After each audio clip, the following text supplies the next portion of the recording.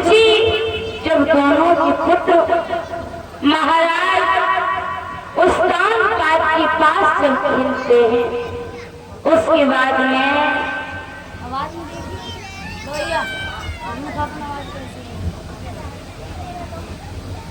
उसी समय जब उस दान पात के पास जब बड़ी रानी का पुत्र जब पहुंचा, उन्हें गोदी में उठाकर के बैठा लिया है। उसके बाद में छोटी रानी ने जैसे सुना कि बड़ी रानी का पुत्र गोद में जाकर के बैठ गया है, तो छोटी रानी जो है भाग करके आई और जवाब दिया, अगर तुमने पूर्व जन्म में थोड़ा सा भजन किया होता तो ये उत्तम की वजह तूने मेरी गोद से जन्म लिया होता। उसी समय जवाब दिया, हे तू ये इस गोदी के लायक नहीं है। उसी समय जवाब दिया,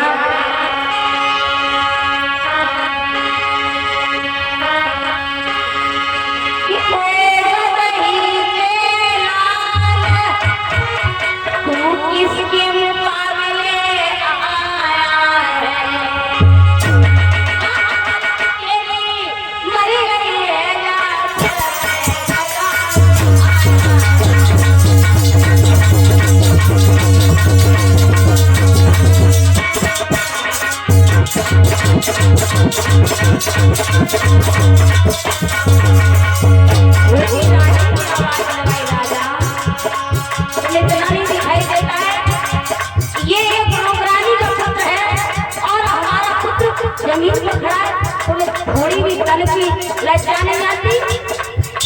तुमने हमारे स्वाद का बालक देख भी बिठा लिया।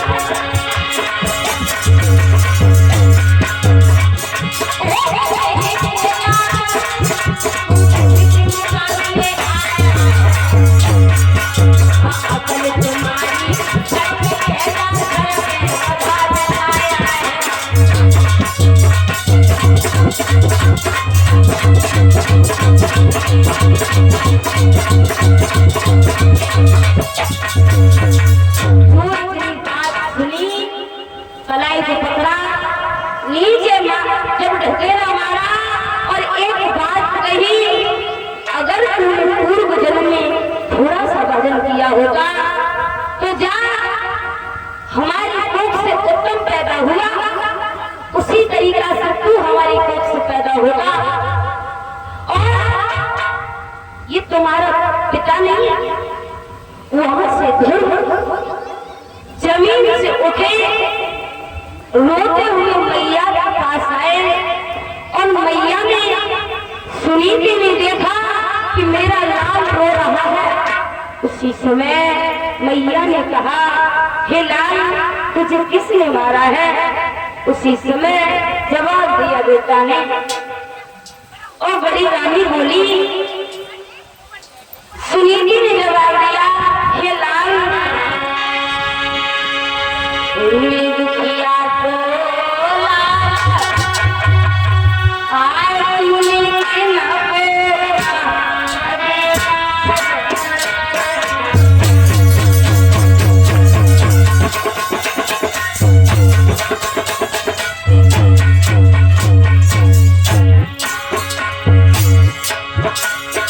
I am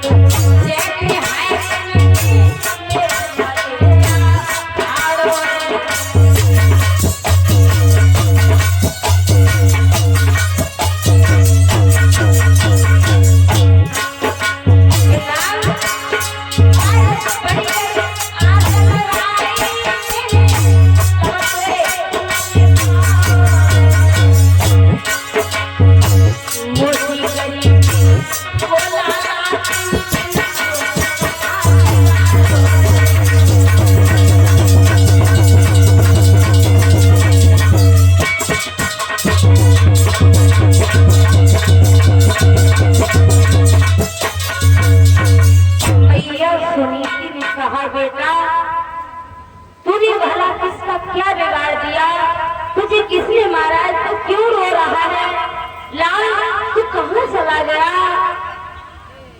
ध्रुव बोले माँ मैं और मेरा भाई उत्तम मुझे बुलाने के लिए आया। मैं पिता के दरबार में पहुंच गया। पिताजी ने मुझे गोद में बिठा लिया और मौसी माँ ने आकर के एक धक्का लगाया और एक बात कही, अगर तूने भगवान से भजन किया होता तो उत्तम के बदले में तूने मेरी कोख से जन्म लिया होता। और मौसी माँ की कोई बात नहीं है, मेरी मौसी माँ ने इतना कुछ कहा मगर पिता मुझसे नहीं बोले। माँ पिता ने कुछ कहा नहीं। उसी समय ध्रुव ने कहा माँ